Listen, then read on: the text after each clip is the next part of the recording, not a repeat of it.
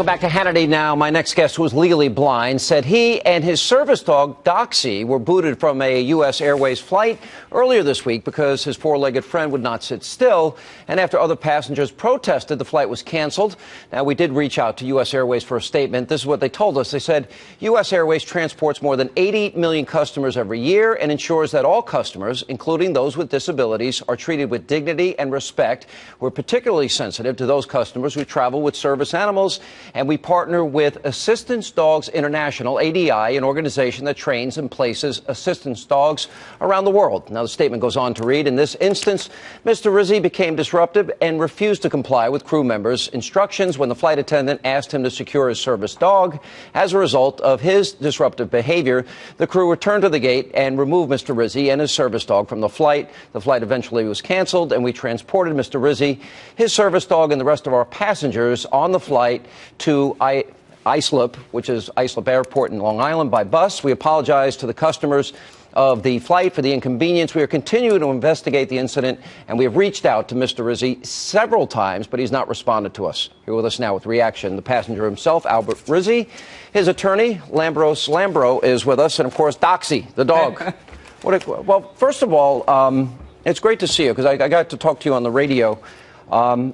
You've been blind for how long now? Since 2006, right? 2006. I lost my eyesight. Yeah. I woke up on January 6, 2006 and was in the hospital for 2 months, the last month of 2005 and the first month of 2006. All right, and this, you had a bad case of meningitis. Yes. Really difficult case. And you woke up one day totally blind. Yeah. Okay, so you've traveled many times before, right? Yeah, I've traveled. I've actually done nothing but travel since I got Doxy. And this year alone, I think I've probably traveled no less than 10 times. All right, so you get on this flight.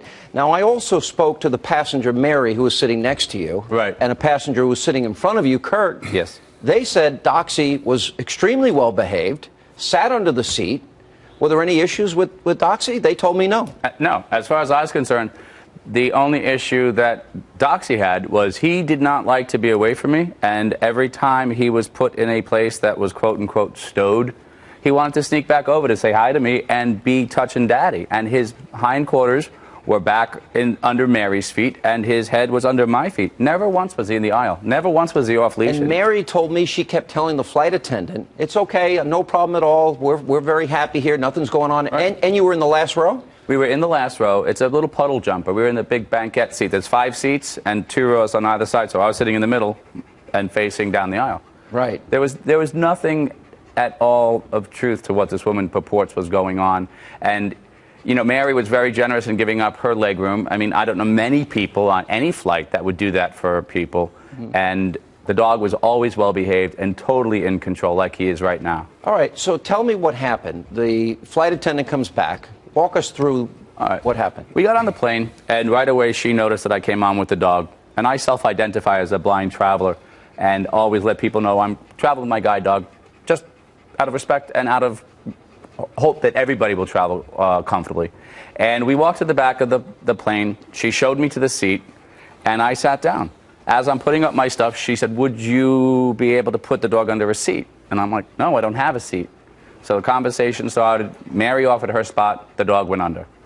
Now, we were on the tarmac just about 2 hours. I would say an hour and 43 minutes when we turned around. So the plane was delayed? The plane was delayed, which we really still don't know why at this moment. Right. And the dog snuck out, like I said before. I wanted to be with Daddy. Had his paws out, had his head on my foot, whatever it was. Half of his hindquarters were under Mary. And the flight attendant comes back and says, you need to move that dog back under the seat. We can't take off until he does. So we obliged. And it was the third time. Now we're about an hour and a half maybe into the whole process. And she does this again. And as we stated yesterday on the radio, Kurt remembers her saying I said to her, why are you being so evil about this? And she says, if I were evil, I would just turn this plane around now. So a dialogue ensued. I said to her, I can't do what you want me to do. You're not giving me the tools to succeed. So why don't you just go back, sit down. When you're ready, tell me that we're taking off. I'll put the dog under the seat. We'll be in Long Island in 45 minutes. This will be a memory. It's a short flight. Short flight. We spent more time talking about the dog being under the seat than we did in the air. All right, now, that's there. Ron, the look, you never got in the air in this flight. That's true. All right, well, when we come back, this is a pretty amazing story, because when they kicked you off the flight, and I'm going to let you tell the story. Okay. Every other passenger went with you. Yes, sir. And they stood up in solidarity for you, which is an incredible story. So stay right there. We'll continue with Albert and, of course, Doxy, beautiful dog, and his lawyer, by the way, right after the break. Stay with us as Hannity continues. And as we continue on Hannity with Albert Rizzi and his lawyer, all right, so you and Doxy are on the plane. Now the flight attendant, you're getting kicked off the plane. Right. She decides we're turning the plane around, and we go to the gate. We all find out. We just didn't realize we were sitting on the tarmac for an hour and 45 minutes. Go in. Guy comes on, whose name is Lamar, and was a fantastic representation of calm and collectiveness. He was just great. And says to me, "Mr. Rizzi, let me help you with your bags." I don't need help, but okay, maybe they're just going to help the poor blind guy. So I let him help me, and as I close the overhead compartment, I get this eerie feeling I'm the only one getting off this plane. So I said, "Excuse me, am I the only one getting off the plane?" And he said, "We'll discuss that inside." It was then and only then that I really lost my temper and dropped a few colorful words, F-bombs and a few others, screaming at this flight attendant for being obnoxious and just ill-equipped to do her job. And in we went, sort of walking that walk of shame. It was the most unbelievable sense of horrible. I felt so disenfranchised and marginalized. I felt like garbage. And it was the worst thing I ever felt since finding out that I was never going to see again. Wow. And it was just crazy.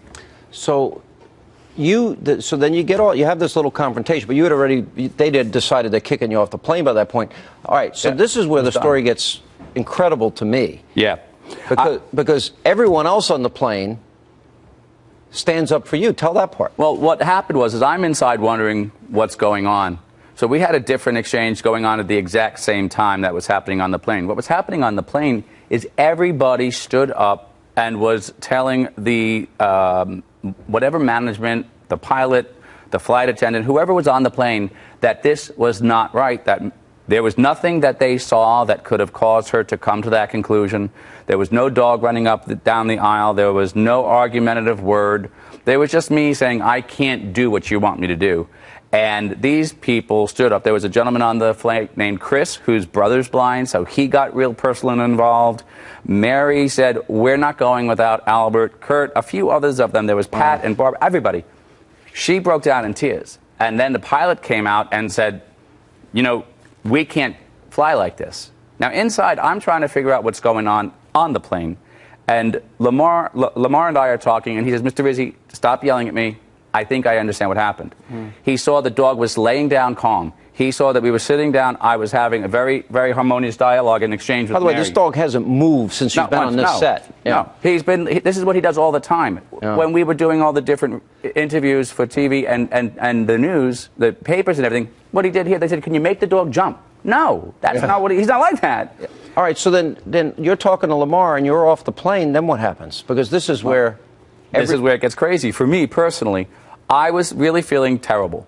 Lamar realizes not only was it nothing like this woman purported, but there were empty seats. So I could have moved anywhere. And his colleague Linda said, "You mean the dog could have had his own seat?" Yeah. I also self-identify, as I said, as a blind traveler with a guide dog. At that moment, I hear Lamar go, "Oh my God." And I'm thinking they're coming to put handcuffs on me.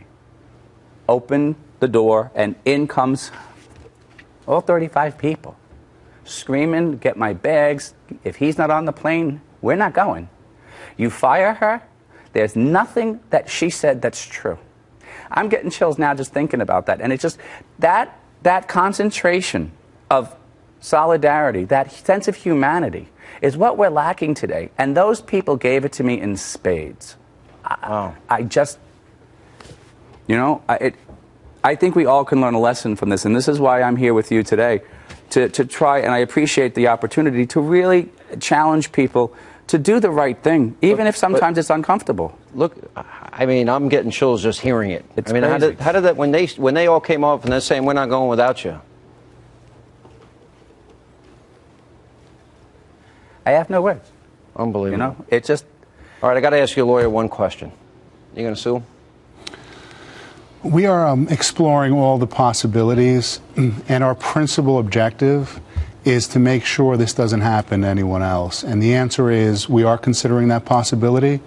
And, you know, as Albert has told you, he wants to make sure that people with disabilities are treated fairly. No. Doesn't happen again, and that may, in fact, include a lawsuit. I got to tell you, it's bad, you know, like a lot of, when bad situations happen, sometimes it does bring, Albert, the best out of people. It does. This is one of those cases. It really, really I heard you're all going out to dinner, too, soon? Yeah, I would love to be able to get a hold of that manifest, because one of the things I want to do is when the dust settles and we've corrected this, and actually it's already started. I've been asked to speak in D.C. on the 10th at the Airline Transportation Access Conference, and it's a new conference, and it's all about creating accessible travel options. And that's what we're going to do, and we're going to have everybody come out and celebrate, and I want to take them all to dinner.